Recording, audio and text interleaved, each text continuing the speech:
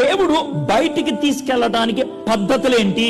నేనున్న బానిసత్వంలోంచి బయటికి రావాలంటే దేవుడు ఏం చేస్తాడు, నేనేం చేయాలి, ఇవన్నీ నేర్చుకోవటం ఆ గ్రంథంలో ఉంటే అన్నమాట. అందుకని అంత సుదీర్ఘమైన 40 అధ్యాయాల పుస్తకాన్ని మన ముందు పెట్టారు. కాబట్టి మనం చదువుకోవాలి. చాలా మంది ఒక పని చేస్తారు, ఒక అందుకు మంచిది, ఒక అందుకు చెడ్డది. ఏంటి ఆ పని అంటే, సార్ నాకు బైబిల్లో 23 కీర్తన అంటే చాలా ఇష్టం అండి, 1వ కీర్తన అంటే చాలా ఇష్టం అండి అంటారు. మంచిదే, కనీసం ఓ వాక్యం ఇష్టపడ్డారండి. దాంతో సమస్య కూడా ఉంది. నీకు 23వ కీర్తన ఇష్టం కాబట్టి అది ఒకటే చదువుతావు, మిగిలిన చదవు. అది తలనొప్పి. బైబిల్ మొత్తం దేవుడు మనకిచ్చాడు, 66 గ్రంథాలు. దాంట్లో ప్రతి మాటలోంచి దేవుడు మనతో మాట్లాడతాడు. ఇప్పుడు కాకపోతే తర్వాతైనా. అయితే చదవటం నేర్చుకుంటే, ధ్యానించడం నేర్చుకుంటే, ప్రభువు దగ్గర నుండి ప్రభా ఈ మాటలకి నువ్వు నాకు నేర్పించే పాఠం ఏంటి అని అడగటం నేర్చుకుంటే దేవుడు ప్రతి ఒక్కరితో మాట్లాడతాడు. దానికి చదువుతో నిమిత్తం లేదు, దేవుని మీద ఆనుకోవటంతో నిమిత్తం అన్నమాట.